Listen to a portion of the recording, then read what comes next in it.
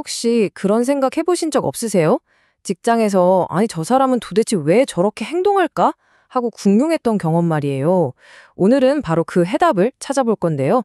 동료들의 행동 속에 숨겨진 일종의 심리적 코드를 같이 한번 풀어보겠습니다. 자, 그럼 오늘의 주제, 이 미스터리부터 한번 시작해보죠. 이름하여 직장 내 행동 퍼즐입니다. 아마 다들 이런 경험 있으실 거예요. 똑같은 업무 지시를 받았는데 누구는 막 신나서 달려들잖아요. 근데 또 다른 사람은 한숨부터 푹 쉬면서 한 발짝 뒤로 물러서고요. 진짜 신기하죠? 도대체 이런 차이, 대체 어디서 오는 걸까요? 네, 바로 이겁니다. 그 해답은요, 바로 가치, 성격, 그리고 태도라는 세 가지 심리적 코드에 숨어 있어요. 이 세 가지만 제대로 이해하잖아요? 그러면 그동안 도저히 이해가 안 갔던 동료들의 행동이 조금씩 아주 명확하게 보이기 시작할 겁니다. 자, 그럼 첫 번째 단서부터 파헤쳐 볼까요? 이건 우리 행동의 방향을 결정하는 내면의 나침반, 바로 가치입니다. 가치, 그러니까 우리가 흔히 말하는 가치관이라는 건데요. 이게 뭐냐면 우리 마음 가장 깊은 곳에 자리 잡은 일종의 기준점 같은 거예요.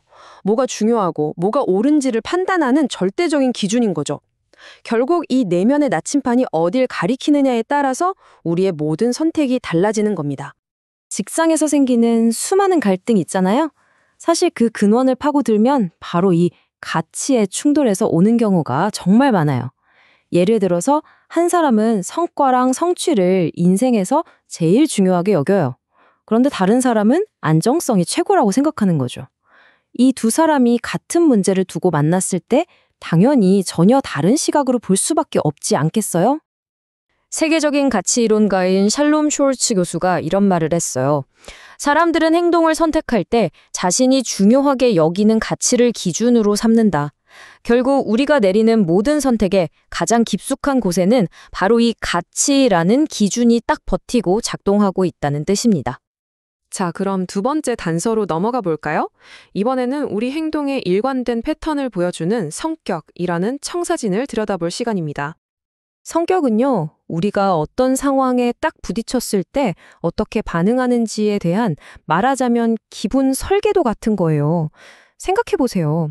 신호등이 파란불로 바뀌자마자 쌩 하고 출발하는 사람이 있고 잠시 기다렸다 쓱 출발하는 사람이 있잖아요.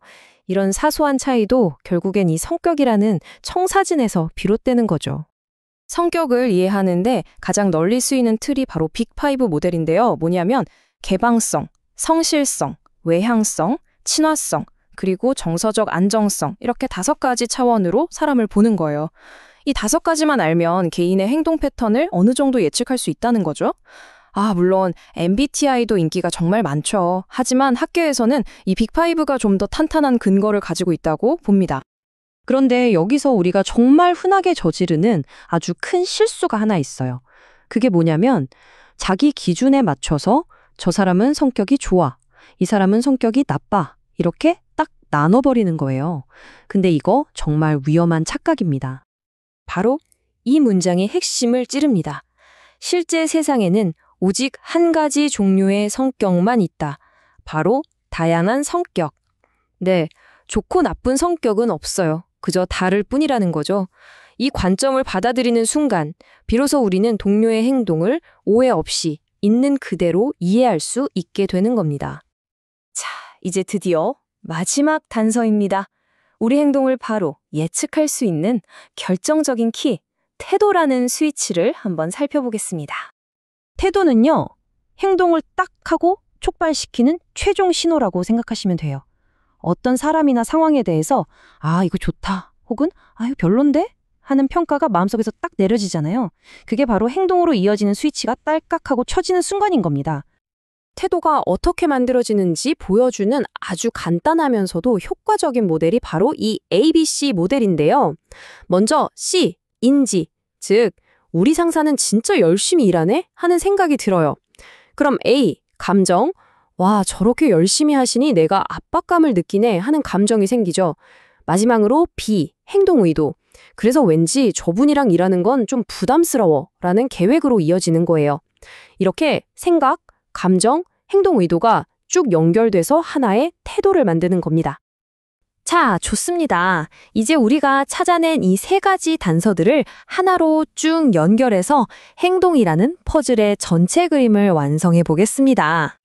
이 연결고리가 정말 중요해요. 잘 들어보세요. 가장 먼저 우리 마음 깊은 곳에 있는 가치가 우리의 성격이 어떤 식으로 표현될지를 결정합니다. 이게 무슨 말이냐면요. 예를 들어 볼게요. 똑같이 성실한 성격을 가진 두 사람이 있어요. 그런데 한 명은 자율성이라는 가치를 중요하게 생각하고 다른 한 명은 안정성을 중요하게 생각해요. 그럼 자율성을 중시하는 사람은 스스로 계획을 세우면서 성실함을 보여줄 거고요.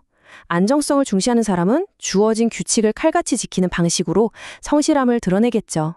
신기하죠? 자, 그 다음 단계는요. 이렇게 가치에 영향을 받은 성격이 이번엔 우리의 태도를 결정합니다. 똑같은 팀 프로젝트가 주어졌다고 생각해 보세요. 외향적인 성격의 사람은 재밌겠다. 협력해서 시너지를 내보자 하면서 긍정적인 태도를 갖기 쉬워요. 반면에 내향적인 사람은 사람들하고 부딪히면 어떡하지? 압박감 드네 하면서 부정적인 태도를 갖기 쉽다는 거죠. 결국 성격이 세상을 바라보는 안경, 일종의 필터 역할을 하는 셈입니다. 그리고 마침내 이렇게 만들어진 태도가 실제 행동으로 이어지는 마지막 스위치가 되는 겁니다. 아, 이 일은 정말 보람있어? 라는 긍정적인 태도를 가지면 당연히 업무에 막 몰입하는 행동이 나오겠죠? 반대로 이거 해서 뭐해? 의미도 없는데 라는 부정적인 태도를 가지면 소극적인 행동으로 이어질 수밖에 없는 거고요. 행동으로 나가기 바로 직전의 마음가짐, 그게 바로 태도인 겁니다. 네, 바로 이겁니다. 가치에서 성격으로, 성격에서 태도로, 그리고 태도에서 행동으로 이어지는 이 완전한 연결고리.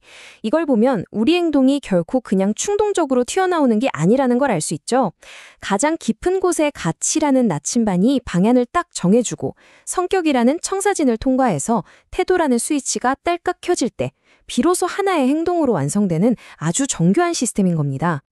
자, 그럼 이쯤에서 이런 생각이 드실 거예요. 그래서 이 숨겨진 코드를 내가 어떻게 써먹을 수 있는데? 맞습니다.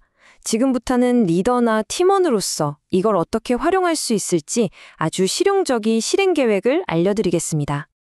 핵심은 간단합니다. 이 세 가지를 모두 관리하는 거예요. 첫째, 가치. 애초에 채용할 때부터 우리 조직과 가치관이 잘 맞는 사람을 찾으세요. 둘째, 성격. 업무를 배정할 때는 그 사람의 성격적인 강점을 최대한 살릴 수 있는 일을 주는 거죠. 마지막으로 태도, 공정한 보상과 진심 어린 피드백, 그리고 심리적 안정감을 줘서 긍정적인 태도를 가질 수 있게 계속 관리해주는 겁니다. 이 세 가지가 톱니바퀴처럼 함께 맞물려 돌아가야 해요. 자, 오늘 이야기의 결론입니다. 우리가 겉으로 보는 동료의 행동은요, 사실 거대한 빙산의 일각에 불과해요. 그 행동을 진짜로 제대로 이해하고 싶다면 물밑에 숨어있는 거대한 시스템 전체를 봐야 합니다.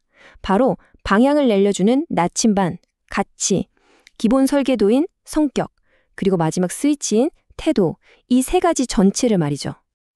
이제 여러분 손에는 동료나 상사, 그리고 무엇보다 나 자신의 행동을 분석할 수 있는 아주 강력한 해독기가 쥐어졌습니다. 자, 이 해독기를 가지고 가장 먼저 누구의 행동을 이해해보고 싶으신가요? 어쩌면 그게 여러분 자신일 수도 있겠네요.